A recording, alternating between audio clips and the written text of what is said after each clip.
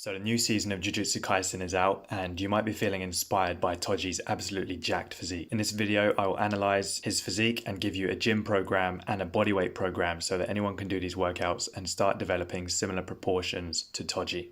First, the most important thing to note is he has a really nice V taper, which means he has wide shoulders and a wide back and then a small little waist, giving his torso a kind of upside down triangle look. And this is what's considered like the most attractive body type. So to achieve this effect, you want to have wide shoulders, wide back, and you want to keep your waist as small as possible. So get your body fat down, and you can do stomach vacuums to tighten up your waist. This whole area of like the shoulders, the upper chest, the traps, that's all quite well developed on Toji's physique. This picture especially shows off his massive shoulders, his huge arms. You can see the bicep and the tricep are both massive. His chest is also really big. And in this picture from below, we can see his chest protruding out. His abs look really good through the t-shirt. His back looks pretty thick, like from front to back. There's some real thickness there in his upper body. His arms obviously look great, especially the biceps, and his shoulders are bulging as well. Going back to this picture again, you can see his abs through his t-shirt. So he's very lean and he has really strong abs. Now he is always wearing these really loose trousers, so we can't really see how well developed his legs are. I'm assuming they're pretty powerful because he's extremely athletic. He's always like jumping all over the place and moving really fast. But in terms of just pure physique and appearance, his legs aren't really important for this physique. And just comparing his anime physique to his manga physique quickly, I think they are slightly different. I think in the anime version, he's a bit more of a typical bodybuilder appearance, whereas in the manga, I think he has like bigger forearms, his hands are much bigger, and the V taper isn't emphasized quite as much. It's a different look, it still looks really good, and my old video covers the manga version, so you can watch that one if you prefer this version. So I think the muscles we want to prioritize if we want to look similar to Toji's anime physique are the ones that give you a V taper, so wide shoulders and wide back, just big shoulders in general, big arms, including forearms, big traps, and a low body fat percentage to display those abs and the definition in the muscles. So now we can get into the program that you can use to develop these muscles. And if you want a complete in-depth Toji program with 3-day, 4-day or 5-day a week options and both gym and bodyweight options to fit your needs, check the link in the description.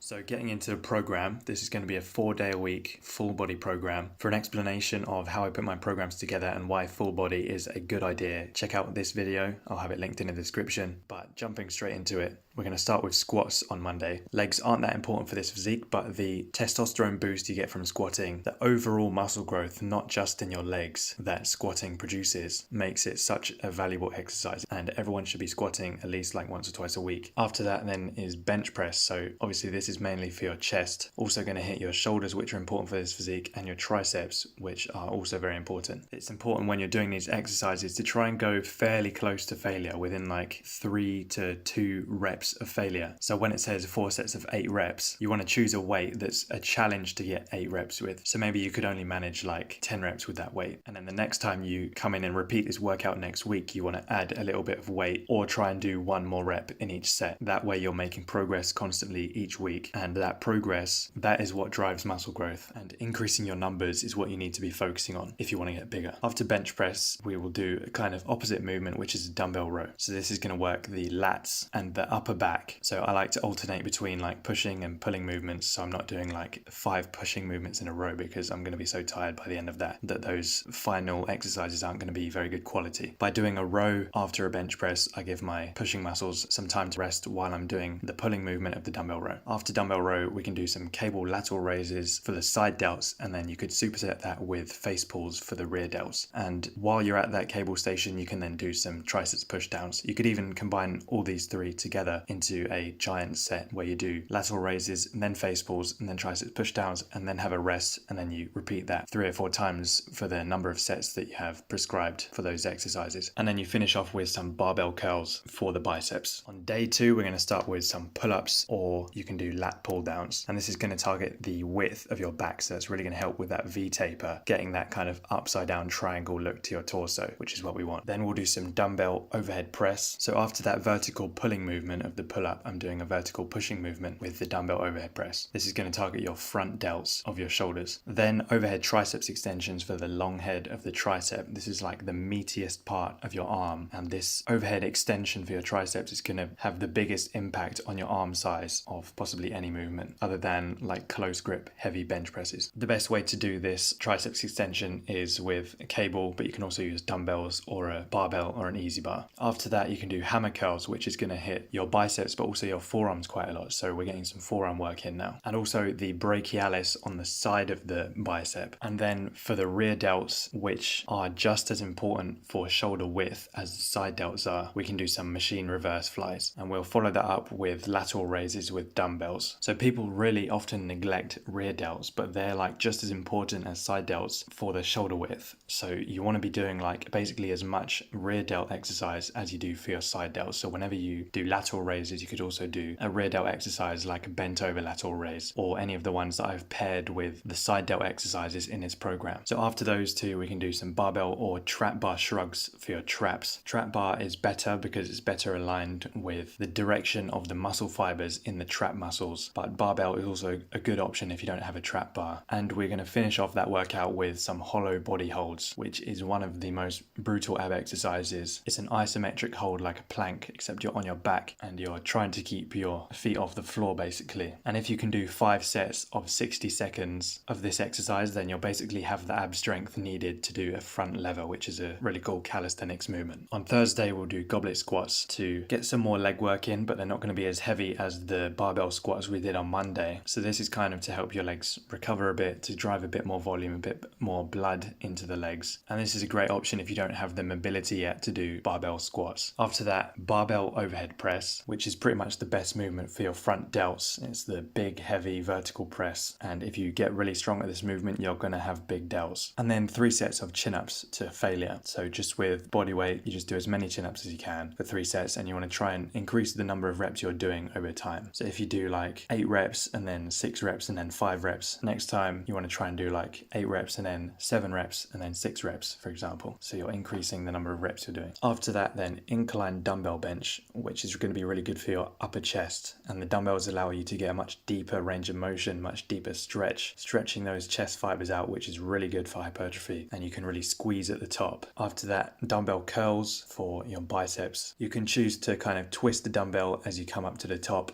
or you can just keep your hand fully supinated with your palm up throughout the whole range of motion. I find twisting it is more comfortable for me, but that is personal preference. After that, you can do some wrist curls. This is for your forearm. By this point in the workout, your forearms are going to be getting pretty tired, and then we're going to finish off with farmer walks, which is also really good for your grip endurance. And if you can't hold on to the dumbbells or the bar at this point, then I would suggest using some chalk or maybe some straps to help you just hold on to the weight while you're doing the farmer's walks. But if you can train your grip to be able to last throughout this workout, then your forearms are really going to blow up and your grip strength and endurance is really going to improve. On Friday, we'll start with barbell rows for the back, mainly like the back thickness, but it's also going to build your back width, of course. And then follow that up with some close grip bench press, which is mostly for your triceps. Make sure you keep your elbows like tucked in close to your sides to really focus on the triceps instead of involving any chest or shoulders. And after that, we'll do lateral raises with dumbbells again, and then cable reverse flies. So you can do this with one arm at a time, and you just kind of stand 90 degrees away from the cable machine with your arm locked into position and just using your rear delt to move your mostly straight arm like across your body. After that, dumbbell curls again. Maybe you could do a slightly different variation, like you could do spider curls or preacher curls or something. And then after that, we can do dumbbell shrugs for the traps, also great for your grip strength. And then finish off with hanging knee raises for your abs.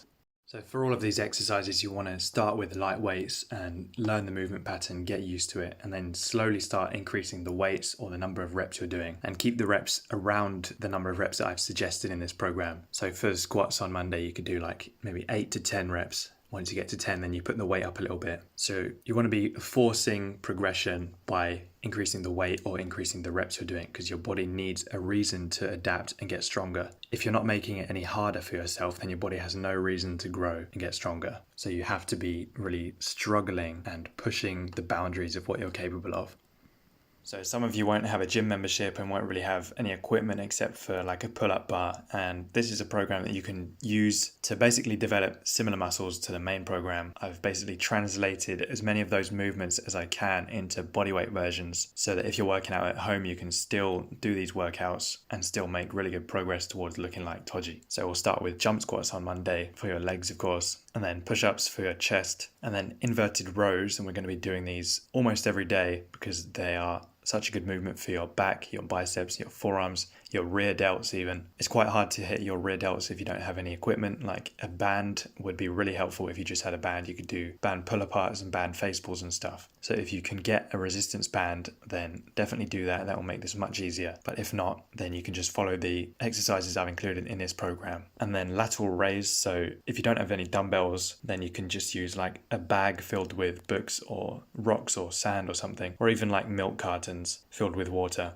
Side delts are very hard to hit with just body weight, so that's why I'm including lateral raises in here, even though it's technically not body weight. But anyone has like a carton of milk that they can use to do lateral raises with. And then Sphinx push-ups for your triceps, which is where your forearms are like flat on the floor, and then you push into your hands and extend your elbows out so that your arms become straight, and that will really work your triceps. And then finish off with chin-ups, which are great for your back and your biceps. Then on Tuesday, we'll do some pull-ups again for your back, really help with your back width. And then pike push-ups, which is where your torso is angled downwards towards the ground so that more of the stress is on your shoulders rather than your chest, and your butt is like sticking up into the air, kind of like a downward dog position, and you're doing push-ups in that position. And then bodyweight triceps extensions for your triceps. This is like a Sphinx push-up but on a raised surface. So if you have like a bench or some little ledge or something that you can put your hands on and do these, that allows you to get a deeper range of motion than Sphinx push-ups will. Then inverted rows, again for your back and your biceps. Lateral raises for your side delts because they're a very important muscle group for this physique. And then hollow body hold for your abs. You rest on Wednesday and then you come back in on Thursday and do some Bulgarian split squats, 12 reps on each leg. That will target your quads, hamstrings and glutes, so really good all-round leg exercise. And then pike push-ups again. And you'll notice I have rep ranges for a lot of these. So 5 to 15 reps, and that means if you're less advanced, you might get closer to 5 reps. If you're more advanced and you're stronger, you might get closer to 15 reps. The point is you want to do close to as many reps as you can. You want to go close to failure and keep pushing the reps upwards, making it harder for yourself, and that's what drives your body to adapt to that new stress, because it thinks if I'm going to have to keep doing all these high reps, then I need to make my muscles bigger in order to keep doing that, otherwise I might get hurt. So some of these have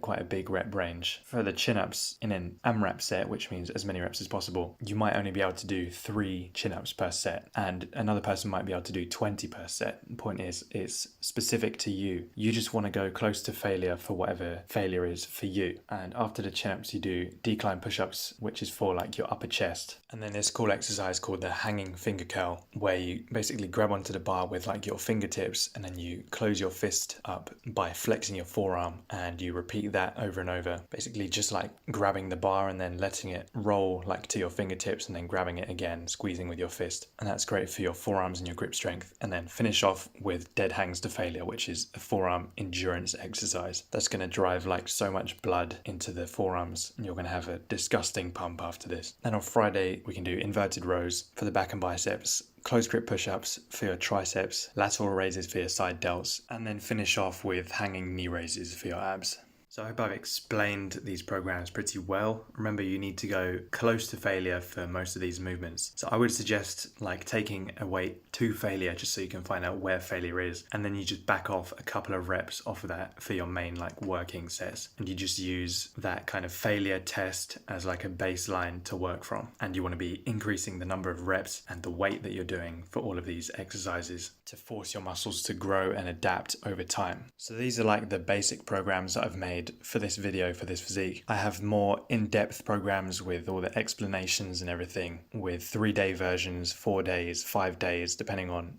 how often you can train, how much you want to train. You can check those out in the description. I also explain in detail things like progression, recovery, and diet. So all of that extra knowledge that you need to make progress, as well as just the training program. So what you do in the gym is just one part of getting into really good shape. You need to have your sleep, your diet, everything else needs to be on point as well. So if you're interested in that, check that out in the description. Thank you for watching, and I will see you in the next video.